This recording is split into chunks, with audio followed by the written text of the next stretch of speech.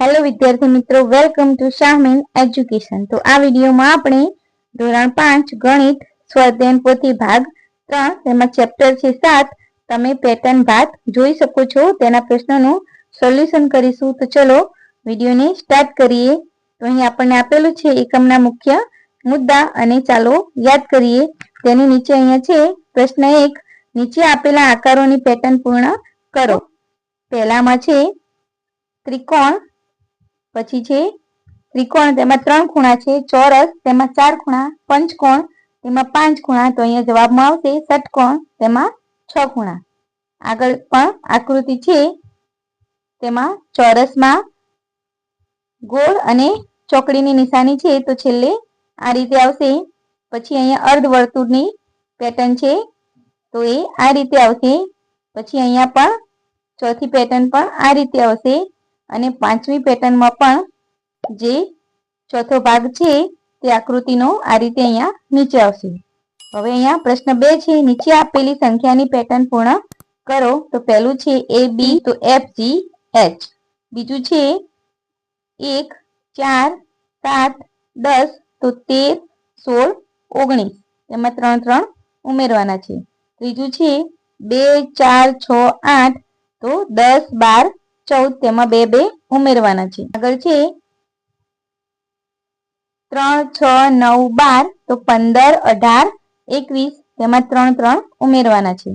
આગળ છે 10 9 8 7 તો 6 5 4 તેમાંથી 1 ઓછો કરવાનો છે। હવે આગળ પ્રશ્ન 3, પેટર્ન માટેનો નિયમ લખો અને બાકીની પેટર્ન પૂર્ણ કરો। હવે અહીંયા પહેલી પેટર્ન છે એની એ આ રીતે આવશે, પછી અહીંયા બીજી પેટર્ન આ રીતે આવશે, ત્રીજી પેટર્ન આ રીતે આવશે, અહીંયા ચોથી પેટર્ન આ રીતે આવશે અને પાંચમી પેટર્ન આ રીતે આવશે। હવે પ્રશ્ન 4 છે,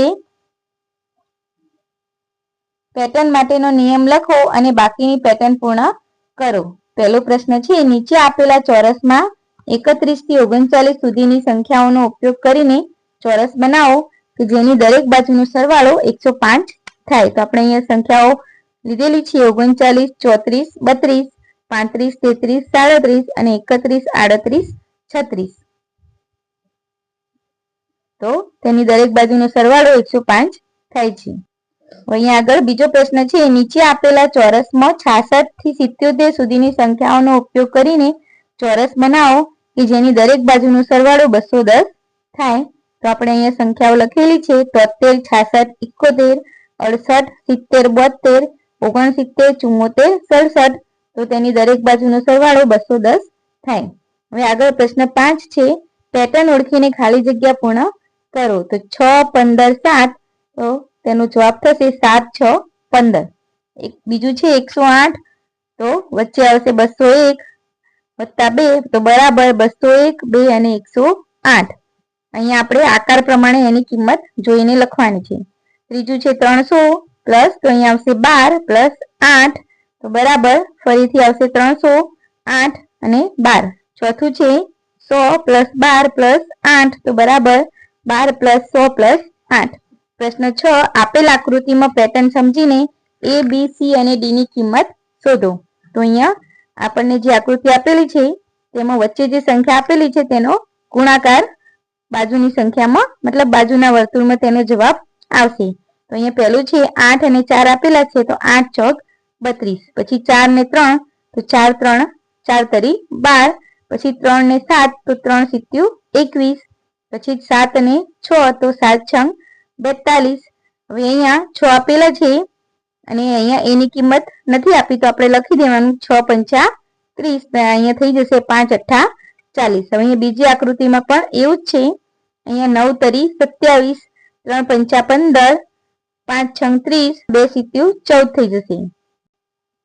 હવે અહીંયા આગળ પ્રશ્ન 7 આપેલું છે, નીચે લઈ આપેલી સંખ્યાઓને વિશિષ્ટ સંખ્યામાં ફેરવો। ઉદાહરણ, કોઈ એક સંખ્યા લો જેમ કે 811, હવે આ સંખ્યાના અંકોને ઉલટા ક્રમમાં ગોઠવો એટલે કે 118।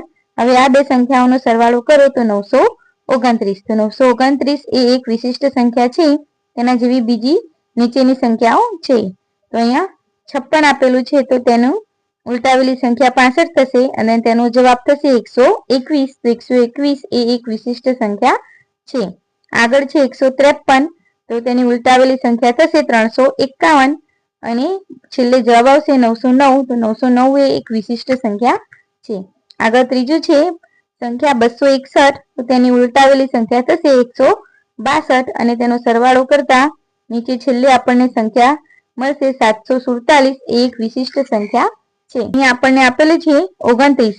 તો સંખ્યા છે 29. ઉલટાવેલી સંખ્યા થશે 92 અને તો તેનો જવાબ મળશે 121. તો 121 એ એક વિશિષ્ટ સંખ્યા છે. આગળ છે 57. સંખ્યા 57 છે. ઉલટાવેલી સંખ્યા 75. તો અહીંયા સરવાળો કરતા છેલ્લે જવાબ મળશે 363. તો 363 એ એક વિશિષ્ટ સંખ્યા છે. આગળ છે છઠ્ઠું 48. તો સંખ્યા 48. ઉલટાવેલી સંખ્યા 84 અને છેલ્લે આપણને જવાબ મળશે 363. તો 363 એ એક વિશિષ્ટ સંખ્યા છે. આગળ છે પ્રશ્ન 8. મને ઓળખી કાઢો. પહેલું છે હું 7 નો ગુણક છું. 30 થી મોટો અને 40 થી નાનો છું. મારા બંને અંકનો સરવાળો 8 થાય છે. બોલો હું કોણ? તો તે છે 35. બીજું છે હું 4 નો અવયવી છું. 10 થી મોટો અને 20 થી નાનો છું. મારા બંને અંકનો સરવાળો 7 છે. બોલો હું કોણ? તો તેનો જવાબ થશે 16. બીજું છે હું 42 નો અવયવ છું. 5 થી મોટો અને 8 થી નાનો છું. સાથે એકી સંખ્યા છું. બોલો હું કોણ? તો તેનો જવાબ થશે 7. ચોથું છે હું 90 ના અડધા કરતા મોટો છું. 40 થી 50 ની વચ્ચે છું. મારા અંકોનો સરવાળો 13 થાય છે. તો બોલો હું કોણ? તો 49. પાંચમું છે હું 5 નો ગુણક છું. 20 થી મોટો અને 30 થી નાનો છું. મારા બંને અંકનો સરવાળો 7 છે.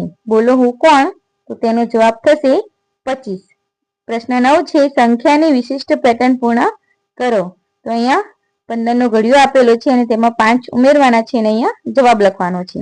તો 15 દુ 30 પ્લસ 5 એટલે 35.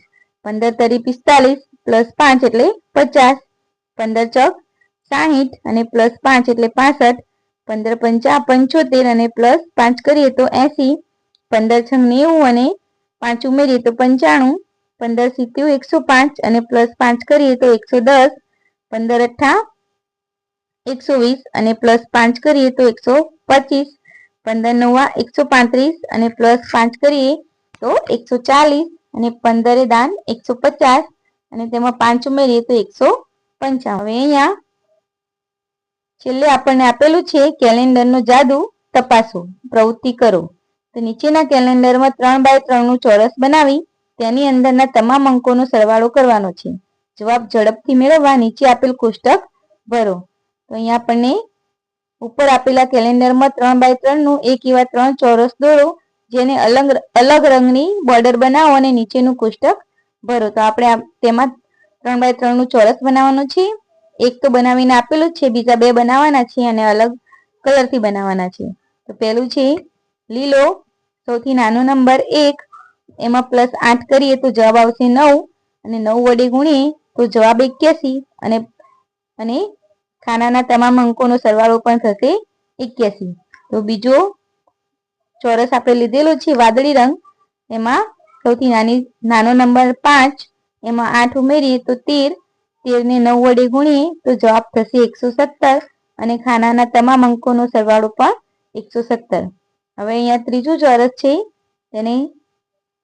તેનું ખાનું કાળો, એને સૌથી નાનો નંબર 15, 8 ઉમેરીએ તો 23 અને 9 વડે ગુણીએ તો જવાબ 207 અને ખાનાના તમામ અંકોનો સરવાળો પણ 207.